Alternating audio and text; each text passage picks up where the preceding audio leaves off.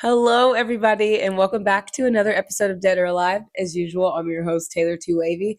And today we have an amazing episode with the singer-songwriter Storm Ford. How I got introduced to her is it's such like COVID thing. It was like a COVID talent show online, and I saw her perform, and I was truly shocked. So I instantly went and saved everything on her Spotify.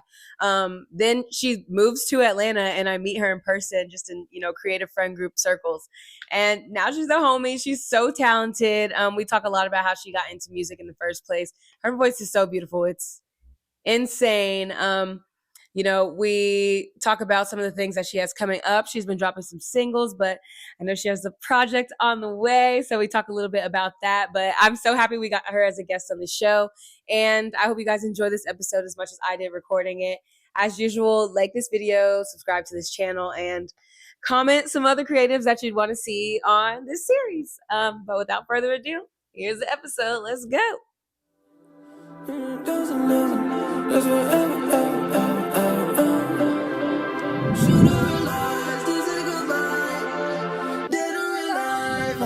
Hi, Storm. Hello. How's it hanging? I'm feeling blessed. I'm happy to be here. I'm alive. Hi, thank you for being Thank you so here. much for having me. Of course, anytime. Let's see. How do we even want to start off? Wow, so many things I could ask you. Okay. You are from freaking Rhode Island, aren't you? Is this the truth? Smallest state in the country. Is it the smallest state? It is. How did you? What was it like growing up in Rhode Island? What's the music scene like there? Really is. I would like to know. It's the creative capital, believe it or not. Is it we actually? We have RISD there, and I think that has a lot to do with it. Uh-huh. Brown is there. Just a lot of really creative individuals have come out of there. A lot of people on my team are from Rhode Island, so really? It feels very full circle. Oh, I love together that. In the end.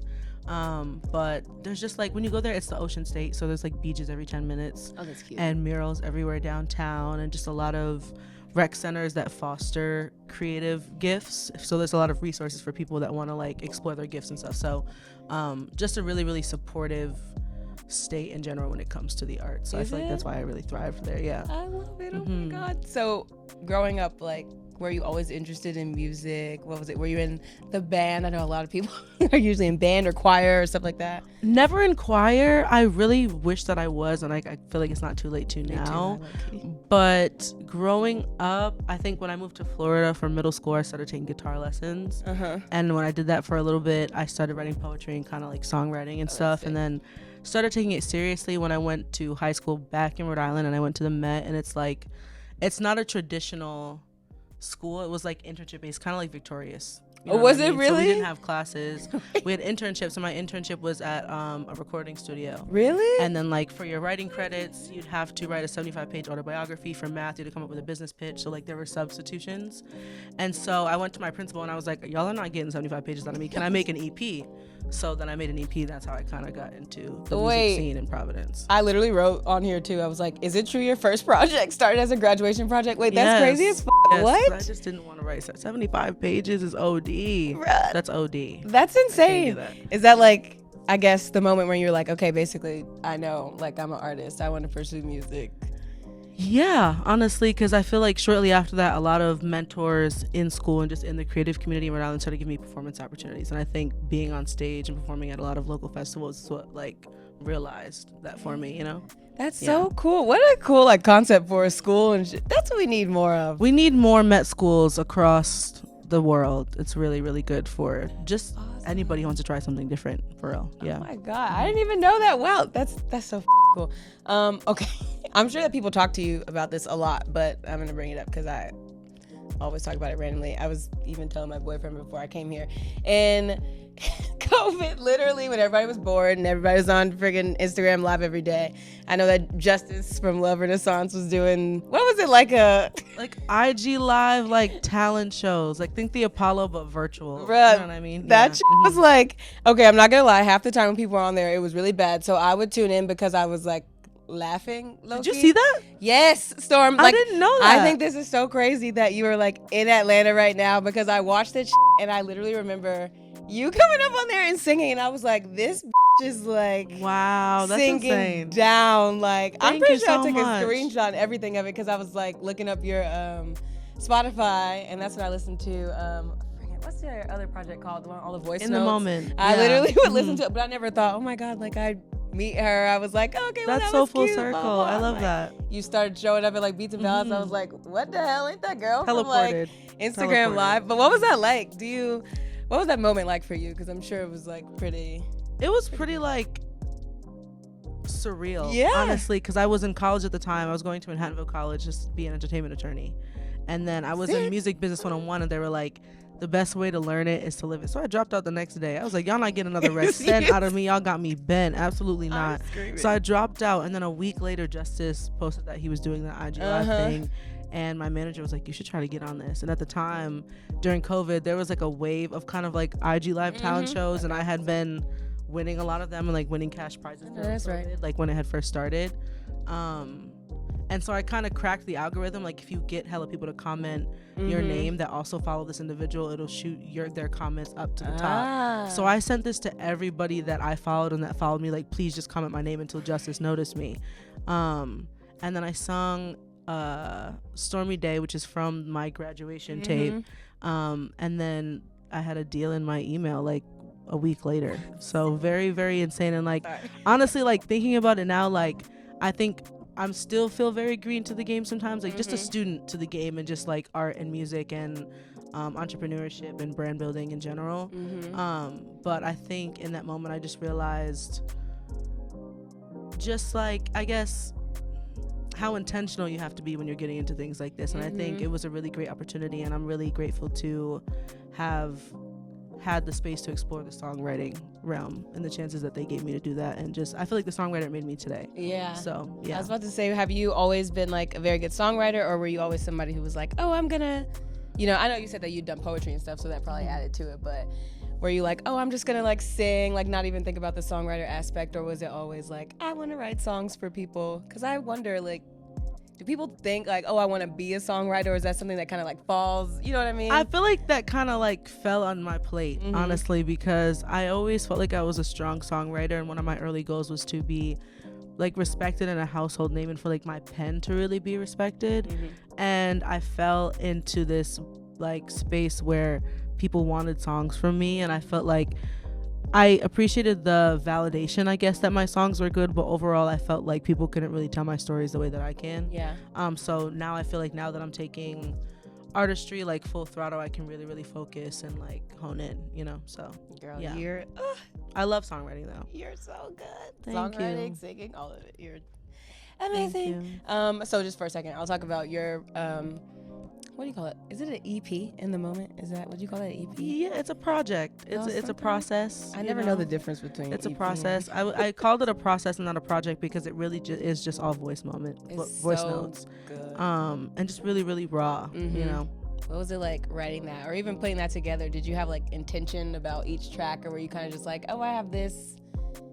Honestly, I put that out while I was like really struggling in college, and I couldn't afford really studio time or an engineer or to get things mixed. So I just had all these ideas sitting in my phone, and I talked to my manager at the time, and I was like, I think we should they're strong just like this. And so we did, and for the time being, there was a lot of good reception to that. I think it was refreshing for people to hear something not so saturated, you know?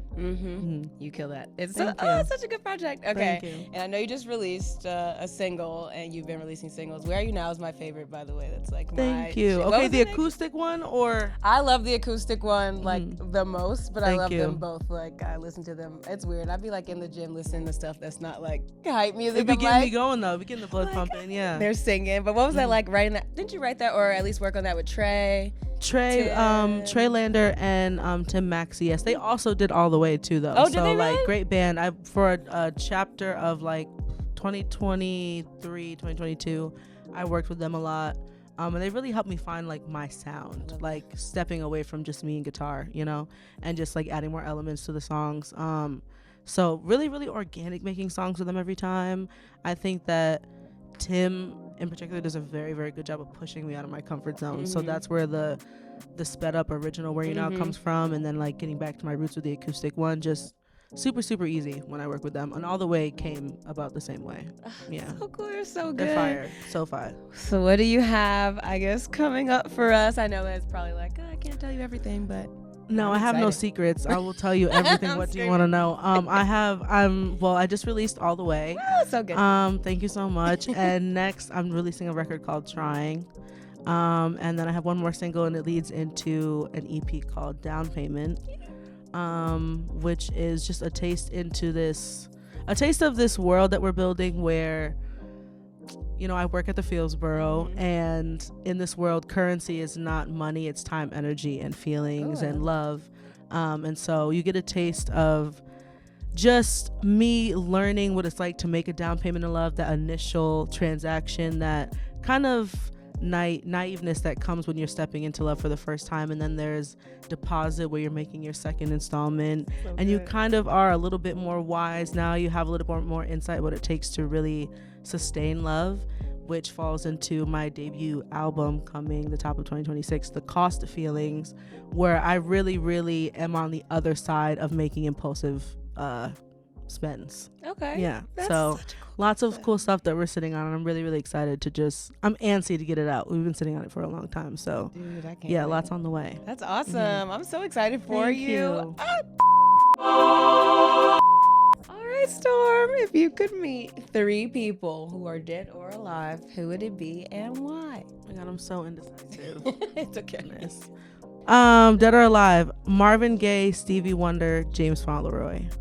Okay. Yeah. Okay, fair. Yeah. Put all 3 together. Why? For each one. Tell me a reason. James Fauntleroy, I just think he's so versatile. Like, there's nothing he can't do. Like, every time I hear his music, I'm like, why didn't I think of that? Yeah, what the hell? He's just insane. So good. And he's touched so many bodies of work that I feel like I really have like tattooed onto my brain. You know what I mean? He's so good. Incredible writer, vocal arranger, just everything. Marvin Gaye, timeless, just timeless. I think perspective is really important when it comes to songwriting, and I think he's always like hit the nail on the head. I think his stories, and obviously incredibly devastating, but I think there's just a lot of depth in his music, and I feel like it's appropriate for any time, anywhere you can find a Marvin Gaye song to fit something. So absolutely, I'm loving that. And then Stevie Wonder, King. Do I really need to say anything? It's Stevie Wonder. Y'all, one time I was in LA, right? Oh. I'm going to church. Why did Stevie Wonder come out singing There's a Ribbon in the Sky? I cannot make this up. I'm gonna send you the video. In church, and then Mary Mary came out. Wait, in the church? In the church, in the middle of service. Wait, Stevie Wonder and Mary Mary came out and started singing. I have the video. It was Matt Random. Me and Dan Barrett. I don't know if you know Daniel Barrett. He's my executive producer. We were in LA for a camp and decided to go to church on Sunday. Stop it right now.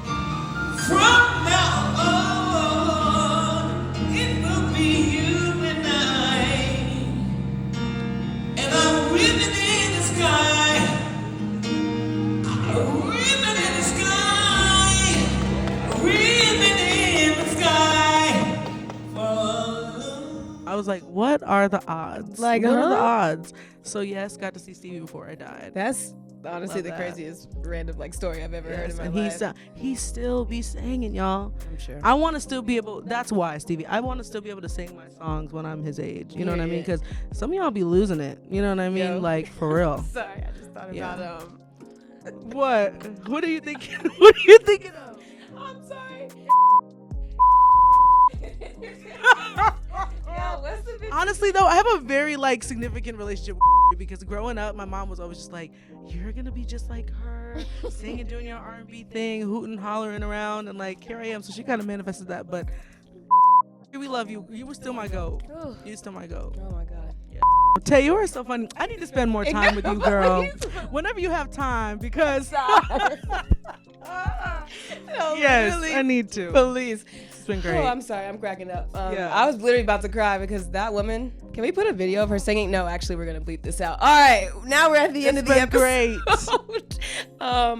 What's something inspirational that you'd tell people? I always like people to give a little educational nugget or just like a little word of advice. But you could look at the cute little camera over there.